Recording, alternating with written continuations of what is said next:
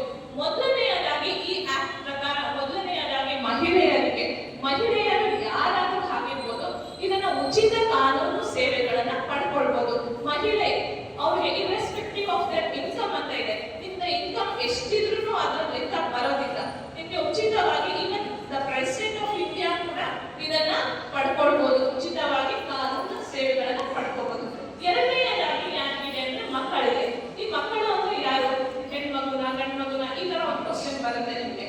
18 ವರ್ಷಗಳಿಂದ ಕೆಳಗಡೆ ಯಾರಿರ್ತಾರೆ ಅವ್ರನ್ನೆಲ್ಲ ಮಕ್ಕಳು ಅಂತ ಟ್ರೀಟ್ ಮಾಡಿ ಇದರಲ್ಲಿ ಉಚಿತ ಕಾನೂನು ಸೇವೆಗಳನ್ನ ಕೊಡ್ತಾರೆ. ನೆಕ್ಸ್ಟ್ ಯಾರಿಗೆ ಸಿಗುತ್ತೆ? SC ST ಅಂತ ಯಾರಿದ್ದಾರೆ ಅವ್ರಿಗೂ ಸಹ ಉಚಿತ ಕಾನೂನು ಸೇವೆಗಳು ಸಿಗುತ್ತೆ. ಮತ್ತು ಇನ್ನು SC ST ಬಿಟ್ಟು ಬೇರೆ ಯಾರಿಗೆ ಸಿಗ್ಬೋದು ಅಂದ್ರೆ ಬೇರೆ ಯಾವುದೇ ಕ್ಯಾಸ್ಟ್ ಜನಾಂಗ ಆಗಿರ್ಬೋದು, ಅವರ ಇನ್ಕಮ್ ಏನಿದೆ 3 ಲಕ್ಷದಿಂದ ಒಳಗಡೆ ಇದ್ರೆ ಅವರಿಗೂ ಸಹ ಉಚಿತ ಕಾನೂನು ಸಿಗುತ್ತೆ.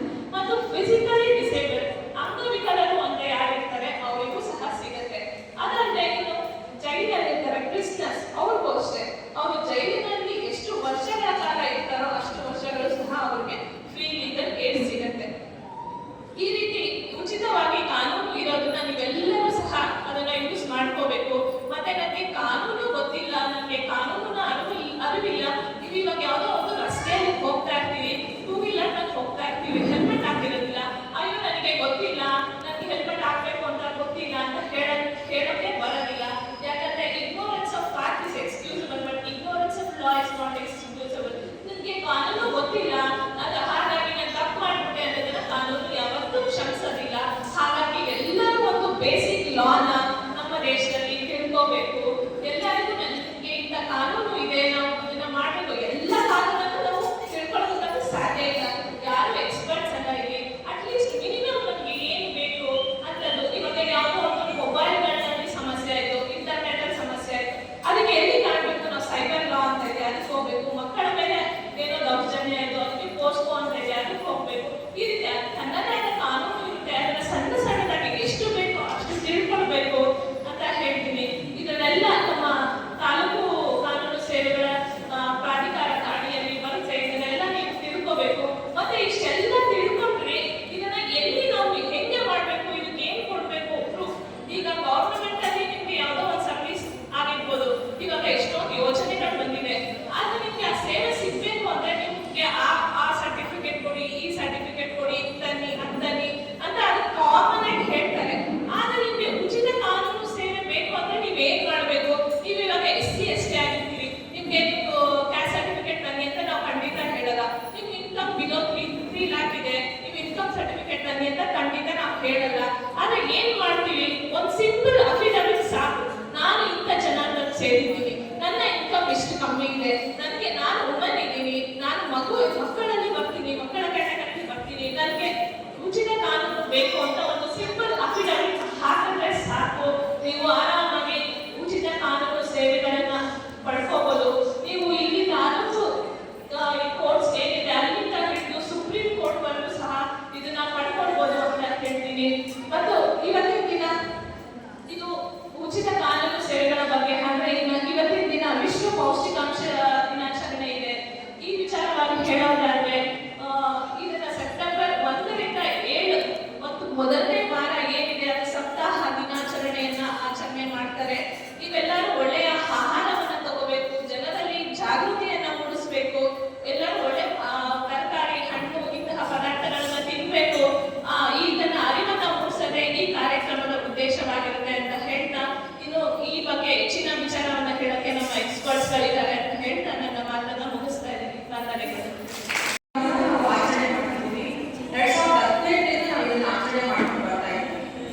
ನಾವು ಇವಾಗೆಲ್ಲ ಅಂಗನವಾಡಿ ಟೀಚರ್ಸು, ನಾವು ಇಲಾಖೆ ಎಲ್ಲ ಇತರೆ ಆರೋಗ್ಯ ಇಲಾಖೆ ಎಲ್ಲ ಮಾಡ್ಕೊಂಡು ಬರ್ತಾ ಇದ್ರು. ಇದು ಪ್ರಯೋಜನ ಆಗಿದೆಯಾ? ಎಸ್ ಆಗಿದೆ. ನೀವು ಇವಾಗ ನಿಮ್ಮ ಹಿಂದಿನ 2018 ಹೋಗಿ ನಿಮ್ಮ ಪೌಷ್ಟಿಕ ಮಕ್ಕಳ ಸಂಖ್ಯೆ ಎಷ್ಟಿತ್ತು, ಇವಾಗ ಎಷ್ಟಿದೆ ಒಂದ್ಸತಿ ಕರೆದು ನೋಡಿದಾಗ ಅದು ಕಡಿಮೆ ಆಗ್ತಾ ಬರ್ತದೆ. ಅದೇ ರೀತಿಯಾಗಿ ನಾವು ಅನಿಮಿಯಾ ಅಂದ್ರೆ ರಕ್ತಹೀನತೆಯನ್ನ ಕಡಿಮೆ ಮಾಡಿಸ್ಬೇಕು ಮಕ್ಕಳಿಗೆ. ಯಾಕೆ?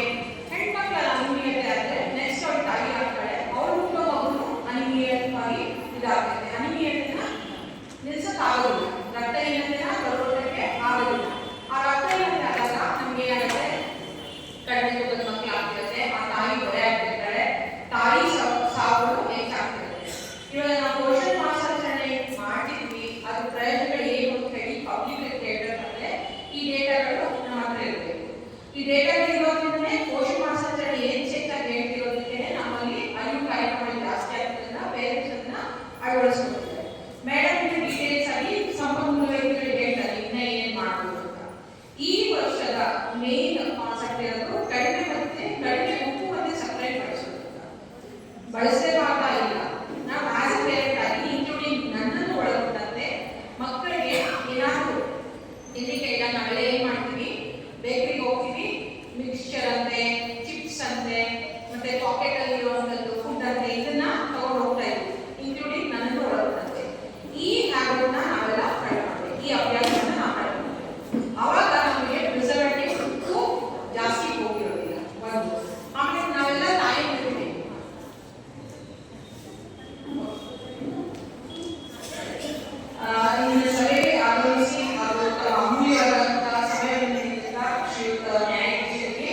ಜಾಗ ಪರವಾಗಿ ಹಾಗೂ ವೈಯಕ್ತಿಕವಾಗಿ ಧನ್ಯವಾದ ಅರ್ಪಿಸಿದೆ. ಅವರು ಕೋರ್ಟ್ ಕೇಸ್ಗಳನ್ನ ಮೇಡಮ್ ನಮ್ಮೆಲ್ಲ ಕಾರ್ಯಕ್ರಮ ಮುಂದುವರಿಸಿ ನಿಭಾಯಿಸಿಕೊಂಡು ಅವ್ರು ಮಾಡ್ತಾರೆ. ಅವ್ರನ್ನ ಅಭಿವೃದ್ಧಿಗಾಗಿ ಸೊಪ್ಪು ತರಕಾರಿಗಳು 100 ಗ್ರಾಂ ಹಣ್ಣು ಅಂದ್ರೆ ಅರ್ಧ ಕೆಜಿ ಪ್ರತಿದಿನ ನೀವು ಹಣ್ಣು ತರಕಾರಿ ತಿಂತೀರಾ ನೀವೆಲ್ಲ? ತಿನ್ನಬೇಕು.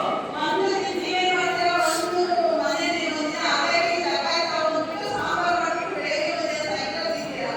ಅದೇ ಹೇಳ್ತಾನೆ ಅನ್ನ ಅಂದ್ರೆ ಬೆಳಗ್ಗೆ 100 ಗ್ರಾಂ, ಮನೆಯಲ್ಲಿ 100 ಗ್ರಾಂ, ಸಾಯಂಕಾಲ 100 ಗ್ರಾಂ ಸ್ನಾಕ್ಸ್ ಎಲ್ಲ ಹೇಳ್ತಾರಲ್ಲ ಅದನ್ನೆಲ್ಲ ತಿಂತಾ ಇದ್ದೀವಿ. ಹಾಗಾಗಿ ನಮಗೆ ಆರೋಗ್ಯ ಜಾಸ್ತಿ ಹಾಳಾಗ್ತಾ ಇದೆ. ಅದಕ್ಕೋಸ್ಕರ ಏನ್ ಹೇಳ್ತಾ ಇದೆ ಅಡಿಗೆ ಪ್ರಕಾರ ರೆಫರೆಂಟ್ ಡಯಟಿಷಿಯನ್ ಹೇಳಿದ್ರೆ ಪ್ರತಿದಿನ ನೀವು ಅರ್ಧ ಕೆಜಿ ಸೊಪ್ಪು ತರಕಾರಿ ತಿನ್ನಿ ಅಂತ. ಬೆಳಗ್ಗೆ ಎದ್ದಾದ್ಮೇಲೆ ಒಂದು ಬೌಲ್ ತರಕಾರಿ ತಿನ್ಬಿಟ್ಟು ಆಮೇಲೆ ಉಪ್ಪಿಟ್ಟು ಸುಮ್ಮನೆ ತಿನ್ಬೇಕು. ನೀವೇನ್ ಮಾಡ್ತೀರಾ? ಪುಳಿಯೋಗರೆ ಚಿತ್ರಾನ್ನಕ್ಕೆ ಸೈಡ್ ವಡೆ ಇಟ್ಕೊಂಡು ತಿಂತೀರಾ. ವಡೆ ಬಂದು ಒಂದು ಬೌಲ್ ಅಷ್ಟು ತರಕಾರಿನ ಫಸ್ಟ್ ತಿನ್ಬಿಟ್ಟು ಆಮೇಲೆ ಊಟ ಮಾಡಬೇಕು. ಮತ್ತೆ ಸಂಜೆ ಅಟ್ಲೀಸ್ಟ್ ಮತ್ತೆ ಮೊಸರು ಅವೆಲ್ಲ ತಿನ್ಬೇಕು. ಸಾಯಂಕಾಲ ಊಟದಲ್ಲಿ ಇರುತ್ತೆ. ಸಾಯಂಕಾಲ ಬೇಗ ಊಟ ಮಾಡಬೇಕು. ಏನ್ ತಿಂತೀರಾ? ಒಂದು ಮೊಳಕೆಕಾಳು ಇರೋದು ಅಥವಾ ಅದಷ್ಟೇ ಒಂದು ಬೌಲ್ ಅಷ್ಟು ತರಕಾರಿನ ಫಸ್ಟ್ ತಿನ್ಬಿಟ್ಟು ಆಮೇಲೆ ಉಳಿದಿದ್ದು ಅನ್ನ, ಮುದ್ದೆ, ಸಾಂಬಾರು, ಅದ್ರ ಮೊಸರು, ಮೊಳಕೆಕಾಳು ಅವನ್ನೆಲ್ಲ ತಿನ್ಬೇಕು. ಹಾಗಾಗಿ ಪ್ರತಿದಿನ ನೀವು ಅರ್ಧ ಕೆಜಿಯಷ್ಟು ತರಕಾರಿನ ಒಬ್ಬೊಬ್ಬರು ತಿನ್ಬೇಕು. ನಿಮ್ಮ ಮನೆಯವರೆಲ್ಲ ಸೇರಿ ಅದೇ ವಿಷಯ ಒಬ್ಬರು ಅರ್ಧ ಕೆಜಿ ತಿಂದ್ರೆ ಮಾತ್ರ ನಿಮ್ಮ ಆರೋಗ್ಯ ವೃದ್ಧಿ ಆಗುತ್ತೆ ಅಂತ ಹೇಳ್ತಾರೆ. ನಿಮ್ಮ ಮೈಂಡ್ ಬಂದಿರತಕ್ಕಂಥ ಶ್ರೀಮತಿ ದುರ್ಗಾ ಅಡಿಗ ಕನ್ವೀನರ್ ಮುಕ್ತಿ ಒಕ್ಕೂಟ ಕರ್ನಾಟಕ ಇದ್ರ ಬಗ್ಗೆ ಸಂಪೂರ್ಣವಾಗಿ ನಮಗೆ ಮಾಹಿತಿ ನೀಡಿದ್ದಾರೆ. ಅದಕ್ಕಿಂತ ಮುಂಚೆ ನಮ್ಮ ಜಿಲ್ಲೆಗೆ ಜಿಲ್ಲಾ ನಿರೂಪಣಾಧಿಕಾರಿಯಾಗಿ ಆಗಮಿಸಿರ್ತಕ್ಕಂಥ ಶ್ರೀಮತಿ ಲಕ್ಷ್ಮೀದೇವಿ ಎಸ್ ಇವರಿಗೆ ನಮ್ಮ ಅಂಗನವಾಡಿ ಕಾರ್ಯಕರ್ತರು ಮತ್ತು ನಮ್ಮೆಲ್ಲರ ಪರವಾಗಿ ಒಂದು ಸಣ್ಣ ಸನ್ಮಾನ ಕಾರ್ಯಕ್ರಮ ಇಟ್ಕೊಂಡಿದ್ವಿ. ದಯವಿಟ್ಟು ಮೇಡಮ್ ಅವರು ವೇದಿಕೆ ಮೇಲೆ ಫ್ರೆಂಡ್ ಅಂತ ನಾವು ಅವ್ರಿಗೆ ಹೇಳಬೇಕು. ನೀವು ಯಾರ ಜೊತೆ ಚಾಟ್ ಮಾಡ್ತಾ ಇದ್ದೀರಾ ನನಗೆ ಗೊತ್ತಾಗಬೇಕು.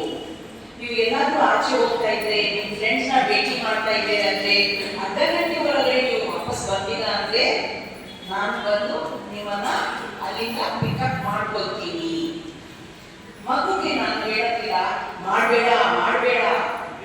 ಮಕ್ಕಳೆಲ್ಲ ಸುಮಾರು ಕ್ಯೂರಿಯಸ್ ಅಂದ್ರೆ ಯಾಕೆ ಮಾಡಬೇಡ ಅಂತ ಹೇಳ್ತಾ ಇದ್ದಾರೆ. ಒಂದ್ಸತಿ ಮಾಡ್ಬಿಟ್ಟು ನೋಡ್ಬಿಡು. ಸೊ ನಾವು ಹೇಳ್ಬೇಕಾಗಿರೋದು ಅವ್ರಿಗೆ ಇದನ್ನ ಮಾಡಿ. ನೀನ್ ಆಚೆ ಹೋಗುವಾಗ ನನಗೆ ಹೇಳಿ ಹೋಗು. ಯಾರ ಹತ್ರ ನೀನ್ ಮಾತಾಡ್ತಾ ಇದೆಯಾ ನನಗೆ ಹೇಳ್ಬಿಟ್ಟು ಹೋಗು. ಇನ್ನು ಅದು ಕಳ್ಳ ಸಾಗಾಣಿಕೆ. ಕಳ್ಳ ಸಾಗಾಣಿಕೆ ಹೇಗಾಯ್ತು? ನನಗೆ ಧಮಕಿ ಕೊಟ್ಟಾಯ್ತು. ಎರಡನೇ ನನಗೆ ಭರವಸೆ. ನಿಂತರ ಯಾರು ಇಲ್ಲ. ನಿನ್ ಜೀವನದಲ್ಲಿ ನನ್ನ ಜೀವನದಲ್ಲಿ ನೀನೇ. ಆ ಒಂದು ಭರವಸೆ. ಇನ್ನೊಂದು ಏನ್ ಹೇಳೋದು? ನಿಮ್ಮನ್ನ ನಾವು ಹೀರೋಯಿನ್ ಮಾಡ್ತೀವಿ, ಹೀರೋ ಮಾಡ್ತೀವಿ, ಬೆಂಗಳೂರು ಕರ್ಕೊಂಡು ಹೋಗ್ತೀವಿ, ಬಾಂಬೆ ಚೆನ್ನೈ ಕರ್ಕೊಂಡು ಹೋಗ್ತೀವಿ. ಸುಳ್ಳು. ಈ ಸುಳ್ಳಿನ ಎಲ್ಲ ಇಟ್ಕೊಂಡು ಅವ್ರು ನಮ್ಮ ಹತ್ರ ತಂದೆ ತಾಯಿ ಹತ್ರ ದೊಡ್ಡವ್ರ ಹತ್ರ ಯಾಕೆ ಮಾತಾಡ್ತಾ ಇಲ್ಲ? ಯಾಕಂದ್ರೆ ನಾವು ಅವ್ರನ್ನ ಬೈತೀವಿ. ಯಾರು ಇವ್ರನ್ನ ಇಂಥ ಒಂದು ಸ್ಪರ್ಧೆಗೆ ಹಾಕಿದ್ದಾರೆ ಅವ್ರ ಬಗ್ಗೆ ನಾವು ಏನು ಮಾತಾಡ್ತಾ ಇಲ್ಲ. ಸೊ ಈಗ ನೀವು ಮಾಹಿತಿನ ಪಡಿಸ್ಕೊಳ್ಳಿ. ಮತ್ತೆ ನಿಮ್ಮ ಮಕ್ಕಳ ಜೊತೆ ಇದನ್ನ ಹೋಗಿ ಚರ್ಚೆ ಮಾಡಿ. ಅವ್ರಿಗೆ ಅರ್ಥ ಆಗಬೇಕು. ನೀವು ಕೂಡ ವರ್ಚುವಲ್ ವರ್ಲ್ಡ್ ಅಂದ್ರೆ ಏನು? ಆಂಡ್ರಾಯ್ಡ್ ಮೇಲೆ ನಾವು ನೆಟ್ ಮೇಲೆ ಫಿಲ್ಮ್ ಎಲ್ಲ ಏನ್ ನೋಡ್ತೀವಿ, ಗೂಗಲ್ ಮೇಲೆ ಸರ್ಚ್ ಮಾಡ್ತೀವಿ, ಅದನ್ನ ನಾವು ವರ್ಚುವಲ್ ವರ್ಲ್ಡ್ ಅಂತ ಹೇಳ್ತೀವಿ. ಸೋಷಿಯಲ್ ಮೀಡಿಯಾ ಸುಮಾರಿದೆ. ನಿಮಗೆ ನಮಗೆ ಜಾಸ್ತಿ ಗೊತ್ತಿಲ್ಲ, ಆದ್ರೆ ಮಕ್ಕಳಿಗೆ ಗೊತ್ತಿದೆ. ಅವರಿಂದ ನಾವು ಕಲಿಬೇಕು. ಮೂರನೇದು ಗೌರಿ ಬೇಡ, ಮದುವೆ ಮಾಡ್ಕೊಳ್ತೀವಿ. ಇದು ಜಾಸ್ತಿ ಆಗುತ್ತೆ ನಮ್ಮ ಊರಿನಲ್ಲಿ. ಯಾರೋ ಒಬ್ಬ ಪುರುಷರು ಗೌರಿ ಬೇಡ ಅಂತ ಹೇಳ್ತಾ ಇದ್ದಾನೆಪ್ಪ. ಏನ್ ಗೊರೇನು ಹಾಕ್ಬೇಡ, ಪರವಾಗಿಲ್ಲ, ಅವ್ರು ನನ್ನ ಹೇಳ್ತಿ, ನಾನೇ ಎಲ್ಲ ಅವ್ರಿಗೆ ಮಾಡ್ತೀನಿ ಅಂತ ಜಾಸ್ತಿ ಮಾತು. ಇದು ಕೇಳಿದ್ದೀರ ನಿಮ್ಮೂರಿನಲ್ಲಿ? ಕೇಳಿದ್ದೀರಿ. ಆದ್ರೆ ನಾವು ಮಾತಾಡೋಣ ಅದ್ರ ಬಗ್ಗೆ. ಗೌರಿ ಇದ್ದಿದ್ರೆ ಒಂದು ಪುರುಷ ಮದುವೆ ಮಾಡ್ಕೊಳ್ತಾ ಇದ್ದಾನಂದ್ರೆ ಎಷ್ಟು ಪುಣ್ಯಾತ್ಮ. 2-3 ತಿಂಗಳು ಆದ್ಮೇಲೆ ಅವನು ಇಲ್ಲಿ ಕೆಲಸ ಮಾಡ್ತಾ ಇದ್ದ, ಬೇರೆ ಕಡೆ ಕೆಲಸ ಮಾಡ್ತಾ ಇದ್ದ, ಟೌನ್ ನಲ್ಲಿ, ಸಿಟಿನಲ್ಲಿ. ಮದುವೆ ಆಯ್ತು, ಮೂರನೇ ದಿನ ಎಲ್ಲ ಸಂಪ್ರದಾಯ ಮುಗಿಸ್ಬಿಟ್ಟು ಕಲಿಸಿದ್ದೀವಿ. ಒಂದು 10-15 ದಿನ ಫೇಸ್ ಟೈಮು ಕಾಲು ಆಗ್ತಾ ಇರುತ್ತೆ. ಒಂದು ತಿಂಗಳಾದ್ಮೇಲೆ ಏನಾಗುತ್ತೆ, ಏನು ಫೋನೇ ಮಾಡಿಲ್ಲ, ಸ್ವಿಚ್ ಆಫ್ ಬರ್ತಾ ಇದೆ. ಸಡನ್ ಆಗಿ ಒಂದು ಕಾಲ್, ನಾನು ಇಲ್ಲಿ ಹೋಗಿದೆ, ಅಲ್ಲಿ ಹೋಗಿದೆ, ಇವ್ರು ಅಲ್ಲಿ ಕರ್ಕೊಂಡು ಹೋದ್ರು, ಬ್ಯಾಟ್ರಿ ಇರಲಿಲ್ಲ, ಚಾರ್ಜರ್ ಇರಲಿಲ್ಲ ಅಂತ ಏನೋ ಒಂದು ನೆಪ 10 ನಿಮಿಷ ಮಾತಾಡ್ತಾರೆ, ತಿರ್ಗಾ ಮಾತಾಡ್ತೀನಿ ಅಂತ ಬಂತು. 2 ತಿಂಗಳಾಯ್ತು. ಈಗ ಅವನು ಫೋನ್ ಮಾಡ್ತಾರೆ, ಎಂತ ಹುಡುಗಿನ ನೀವು ನೋಡ್ಕೊಂಡಿದ್ದೀರ, ಓಡೋಗ್ಬಿಟ್ಟು ಗೌರಿ ಎಲ್ಲ ಕೊಟ್ಟಿಲ್ಲ, ಏನು ಕೊಟ್ಟಿಲ್ಲ, ಅವ್ರನ್ನ ಸುಮ್ಮನೆ ಮದುವೆ ಮಾಡ್ಕೊಂಡು ಹೋದೆ, ಅವ್ರು ಒಳ್ಳೆ ಕುಟುಂಬದಿಂದ ಬರ್ತಾ ಇದ್ದಾಳ ಅಂತ ಓಡೋಗ್ಬಿಟ್ಟು. ಈಗ ನನ್ನ ತಾಯಿ ಅಕ್ಕಪಕ್ಕ ಅವರ ಜೊತೆ ನಾನು ಹಂಚ್ಕೋತೀನಿ, ಯಾಕಂದ್ರೆ ಮಕ್ಕಳು ಓಡೋಗ್ಬಿಟ್ಟು ಯಾರೋ ಹೇಳ್ತಾರೆ, ಆ ಕಡೆ ಅವ್ರಿಗೆ ಬಾಯ್ ಫ್ರೆಂಡ್ ಇತ್ತು, ಈ ಕಡೆ ಬಾಯ್ ಫ್ರೆಂಡ್ ಇತ್ತು. ಸುಳ್ಳು, ನಿಮಗೆ ಗೊತ್ತು ಸುಳ್ಳು, ನಮಗೆ ಗೊತ್ತು ಸುಳ್ಳು. ಆದ್ರೆ ಇದು ನಾನು ನಿಜ ಅಂತ ನಾನು ಹೇಳಕ್ ಆಗ್ತಾ ಇಲ್ಲ.